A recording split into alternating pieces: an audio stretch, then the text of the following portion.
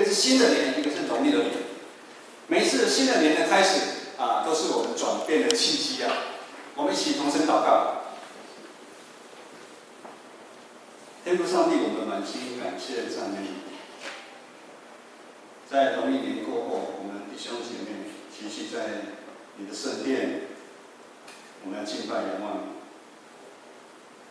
愿你从天上赏赐你的话语，赐下安慰，赐下医治，赐下盼望在我们的身上。也愿你亲自来荣耀今天的盛会。祷告祈求奉靠耶稣的名，阿门。大家还知道上主日讲到的题目吗？红豆汤的魅力。红豆汤它的影响力在于，就如同我们的恩赐跟才干一样。当我们是为了恩赐才干，是为了上帝来使用，就会产生好的影响力。如果我们像雅各一样，只为了自己来使用，就会产生很多负面的效应，就如同他跟他的哥哥以扫反目成仇。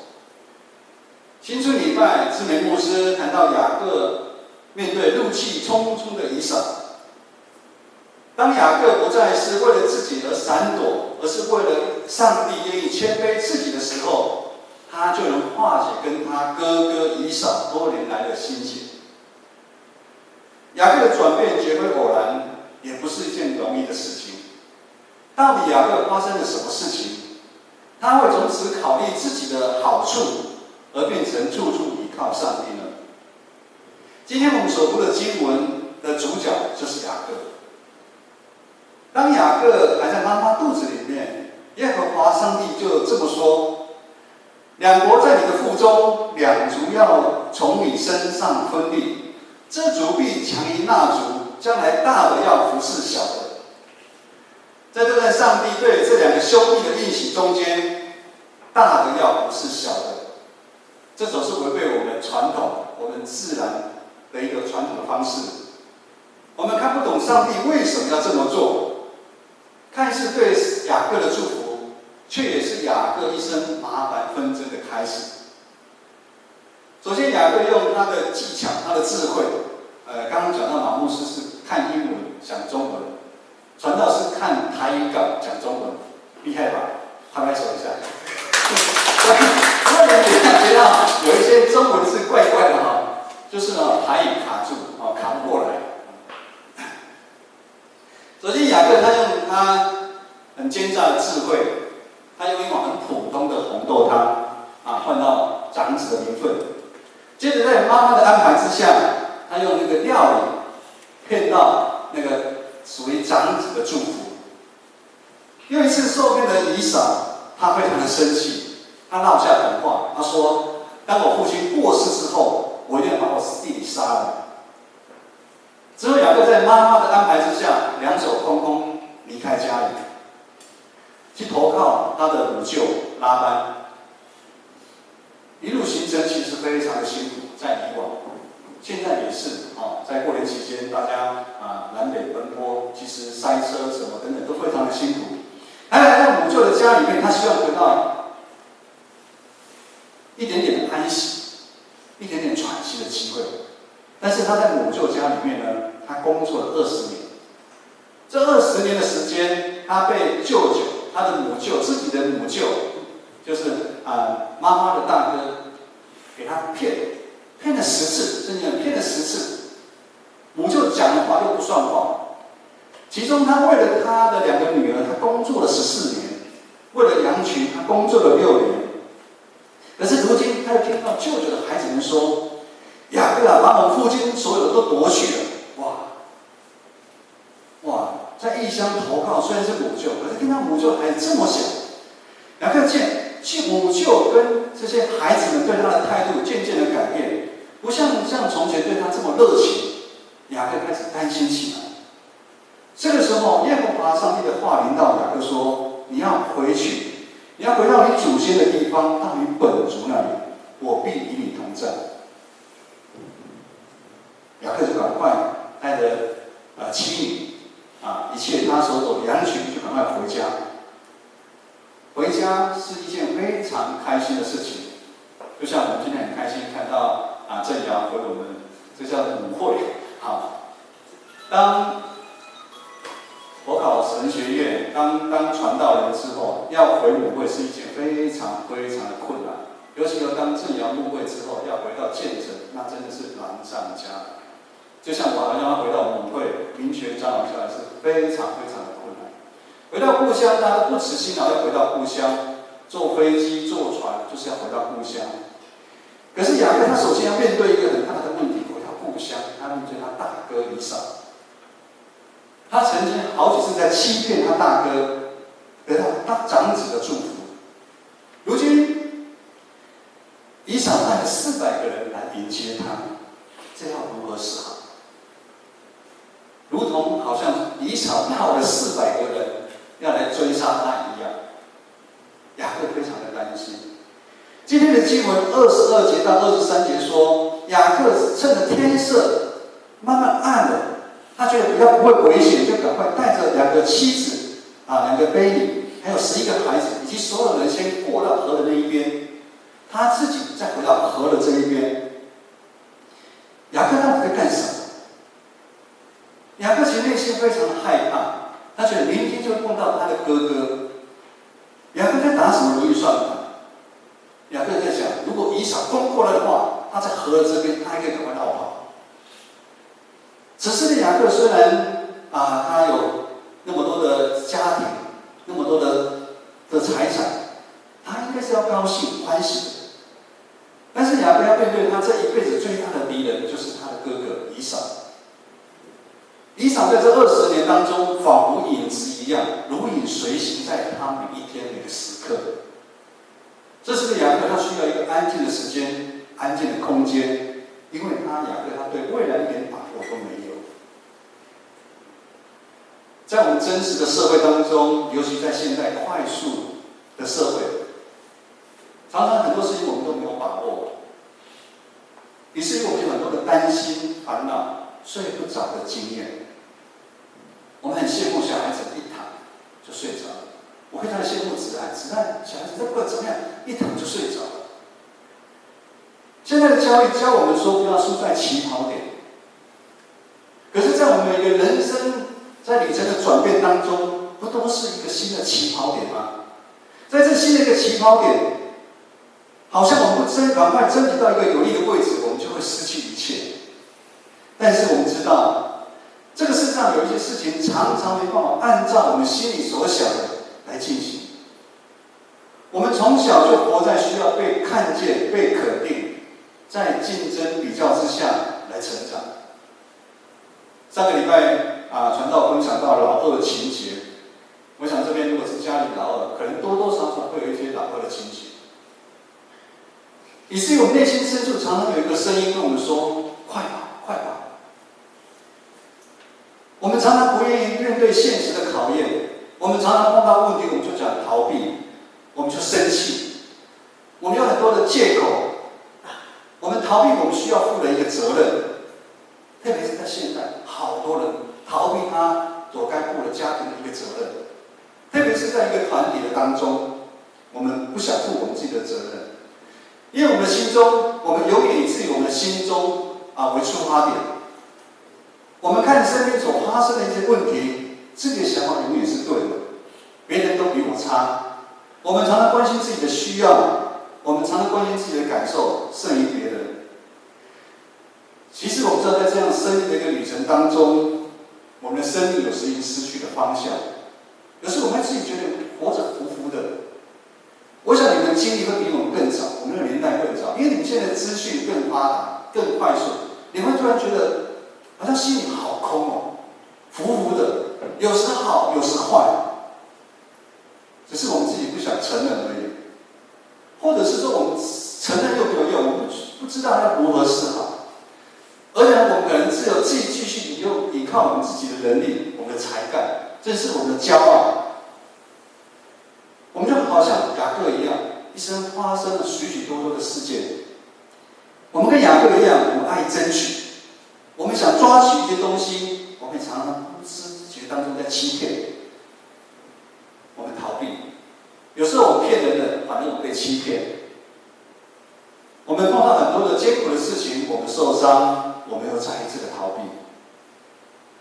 这样的变化，不就是我们人生缩小短吗？我们一天过一天，一年过一年，我们的人生好像在绕圈圈一样。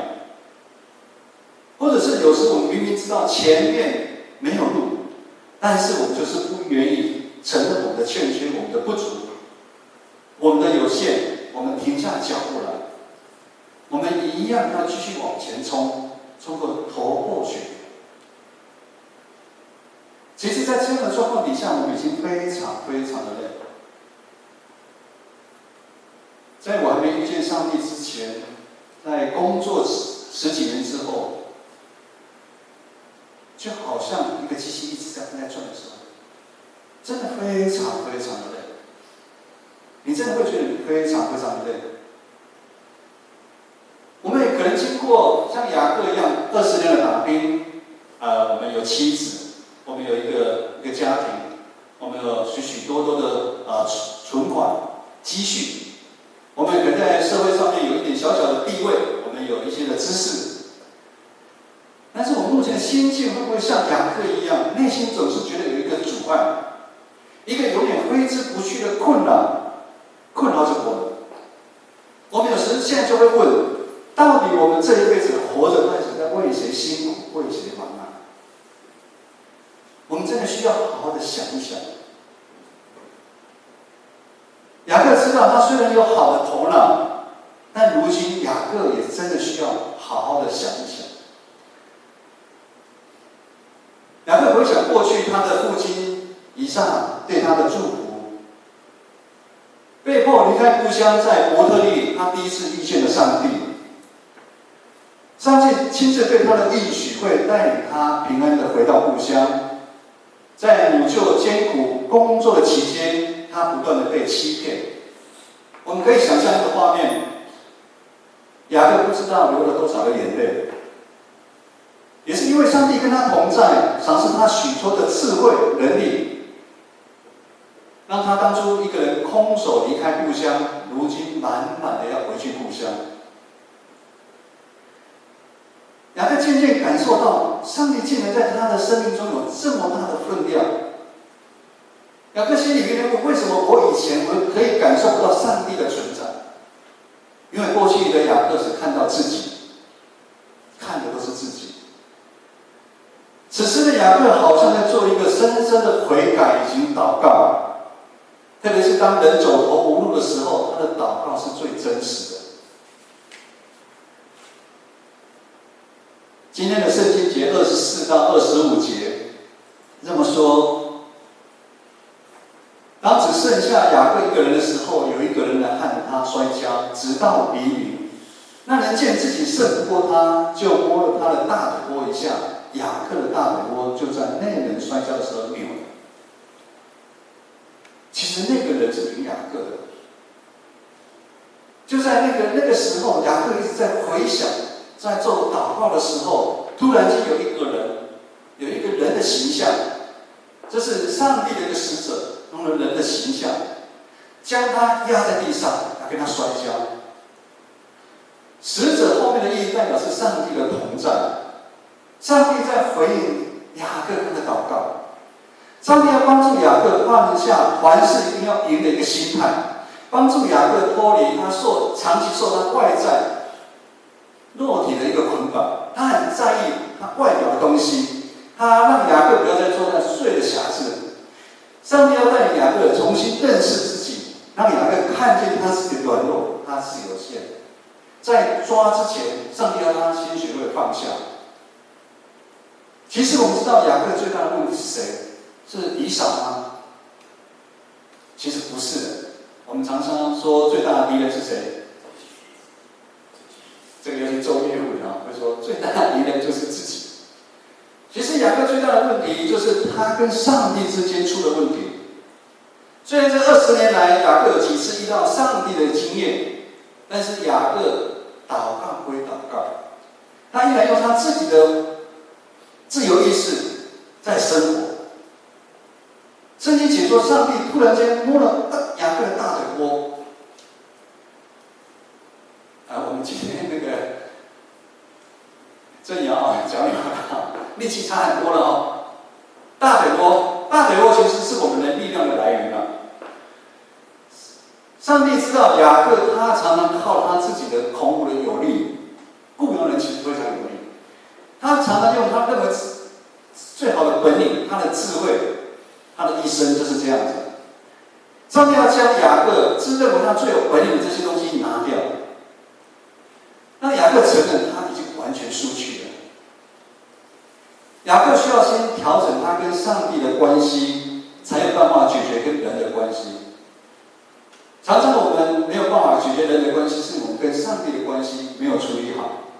我们一定要降服于上帝底下，尊主为大，我们才有办法得到真正的自由。我们一起来读今天的经文26到28，来念26到28，请。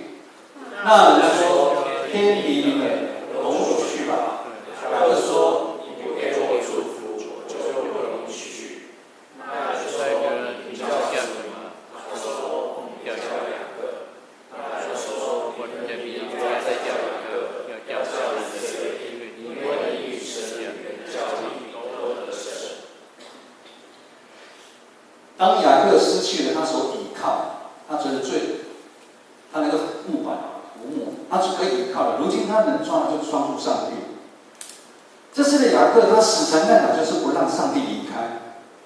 我们看到雅各他奸诈的技巧，他的智慧，他抓了这个东西，如今用在对的地方。他盼望上帝给他祝福，他盼望上帝帮助他，让他有重新站起来的一个机会。这个时候，上帝问雅各：“你叫什么名字？”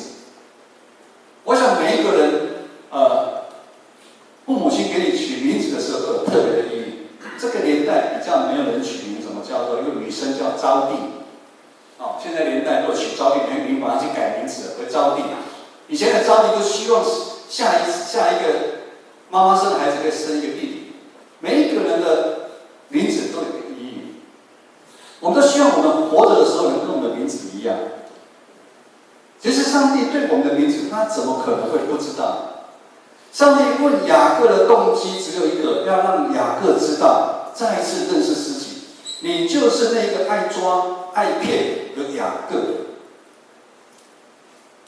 如果当我们没有意识到自己的境况，我们就是那个骗人的雅各的时候，神也没办法改变我们。如果你的心刚硬，我们在祷告都没有用。上帝要雅各真实的面对自己。接着上帝就说：“你的名字不要再叫雅各，你要叫做以色列。”雅各的一生当中，到目前为止，他都习惯自己做主，他用手段控制他父亲，控制他哥哥，控制拉班。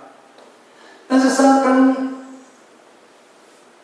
雅各跟上帝摔跤之后，他的生命开始有180度的回转。他开始放弃雅各的管理，他希望上帝来管理他。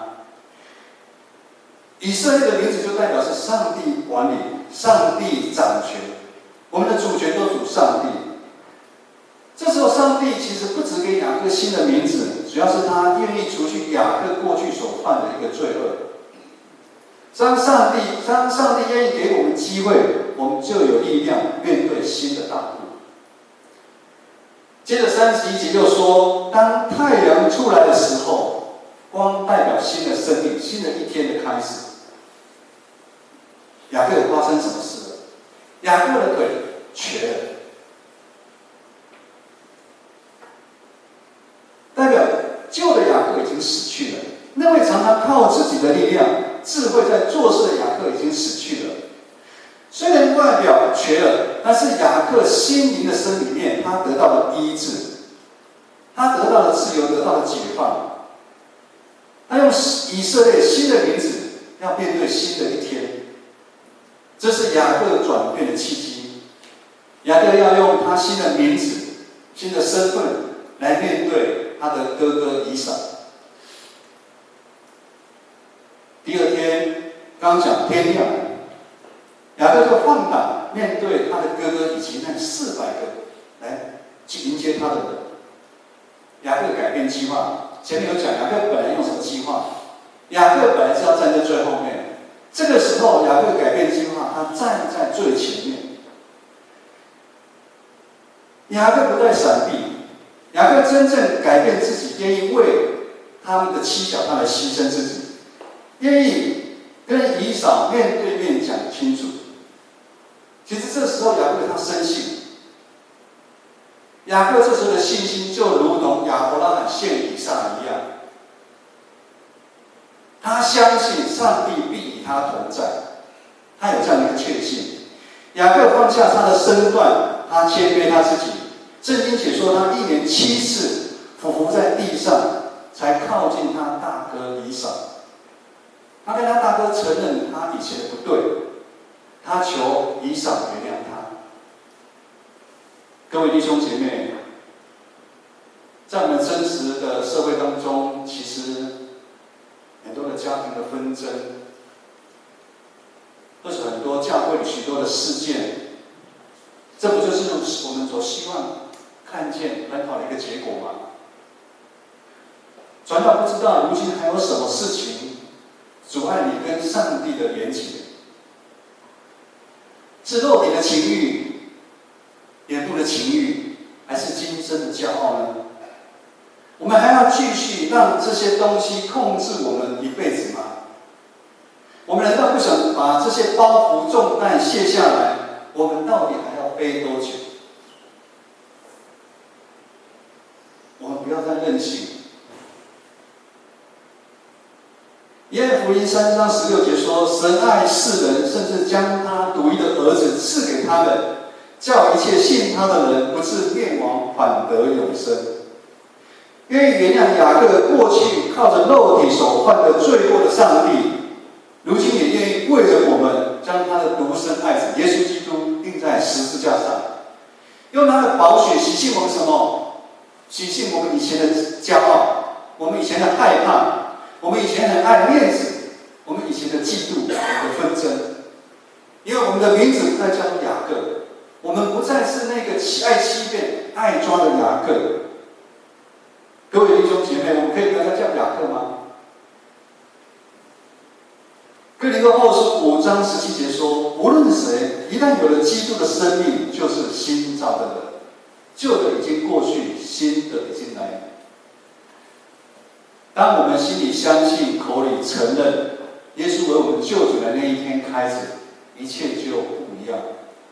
只是这个旅程，信仰的旅程，可能有的人快，有的人慢。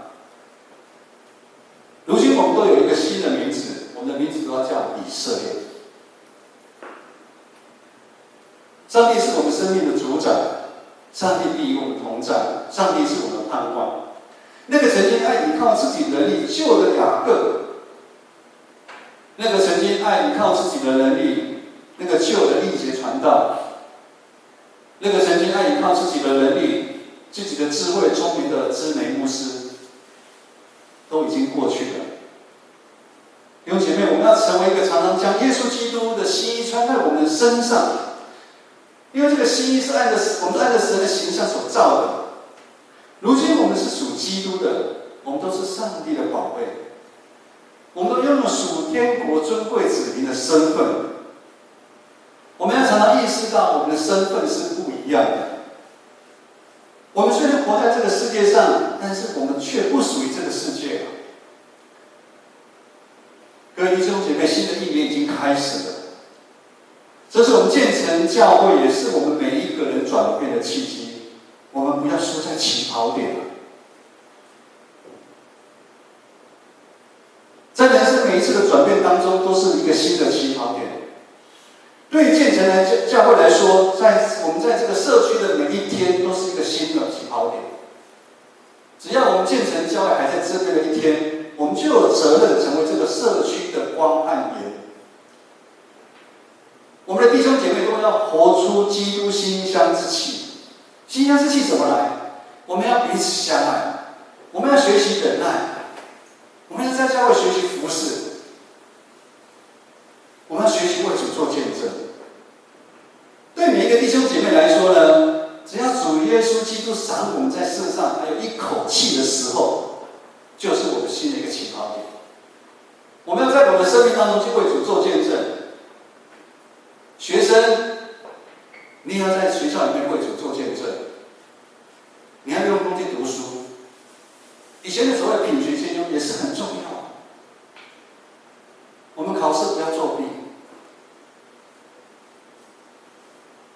我们在工作上面，我们都有新的一个职场。在工作上面，我们常会用很多，尤其在做业务的，传道以前在做业务的20年当中，前10年用很多的欺骗的手法。在过年期间，我跟牧师常常出去散步，吃饱饭我们就会出去散步，我们就聊了很多。从我年轻一直到现在，牧师说你好像雅各，对，我觉得我的一生好像就是雅各，我常常活得很多在欺骗当中，然后情节当中，欺骗当中，非常非常多的害怕。但是我们会慢慢改变。可能你就觉得工作上面有时候不用一点手段，这样不会成交的。可是当你改变的时候，当我改变的时候，可能我失去了很多，但是上帝一样没让我们欠缺啊。我们知道有些人又开了旗舰店，它里面的料它也可以偷工减料啊。有没有人发觉到我吃不出来啊？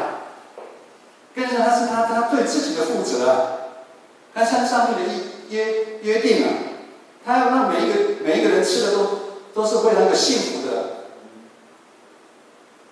我们家庭也是一样，我们在家庭要做见证，我们要成为人家的子女，我们要成为人家的父母，我们要把孩子教育好。2月7号，去给子瑜子群，子瑜跟子爱，还有牧师，我们提早过生日，在那边吃饭的时候，一家很好的餐厅，我就看到我们后面有一群人讲话非常非常大声，他们带来的孙子跑来跑去。其实这个是需要教育，家庭也需要教育的。在新的年、新的起跑点，我们要不断跟上帝摔跤。我们不要再逃避了，我们要永远面对自己的欠缺，承认自己的罪恶。其实有时候我们不是跟上帝摔跤，我们是跟谁摔跤？我们跟我们自己的老我摔跤。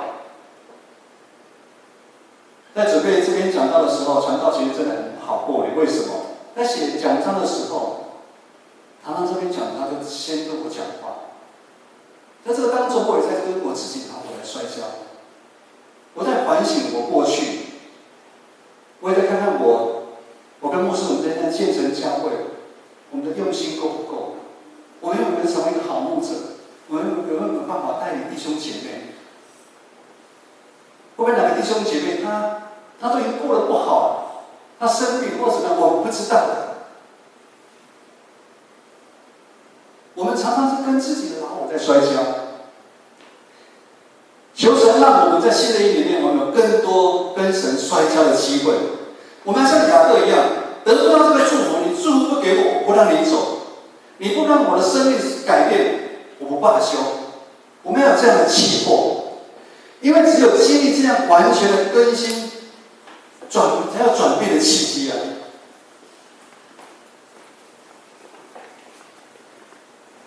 各位弟兄姐妹。在新的一年，我们的神真的是一个盼望的神。我们不用去跟人家在庙里面，我们要像雅各一样，我们180度的回转。建成教会也是一样。我跟牧师我们有很大的意向，我们要成全众圣徒，万民皆祭司，我们要建造荣耀上帝的一个教会。这个意向其实非常非常的大。但是其实我觉得不然只要我们每个弟兄姐妹学习主耶稣的样式，不就是这样的一个画面吗？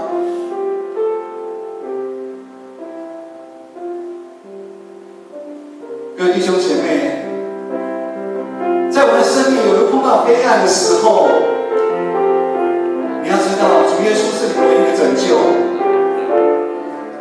主耶稣的亮光可以穿透你自己看不到的一个阴暗的深处，去救拔你。我们不要再像雅各一样，住我们自己想抓的。上帝今天说，他赐给我们一个新的名字，叫以色列。我们要靠着上帝来走未来的道路。我们一起来唱这首《唯一的拯救》。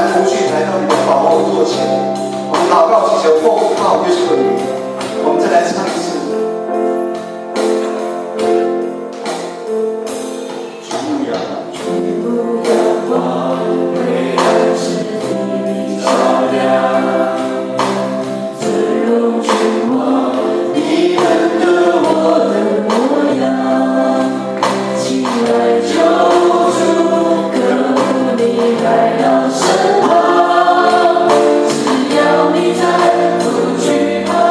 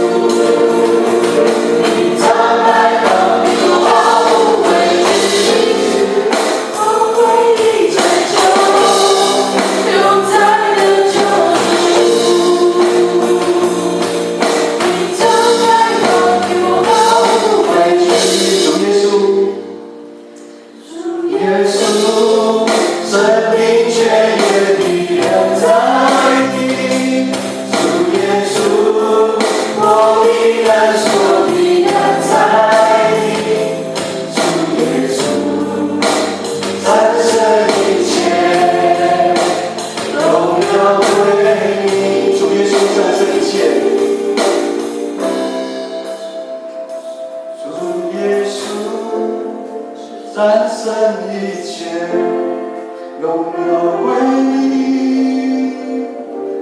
我们一起来领受上帝从天而来的祝福。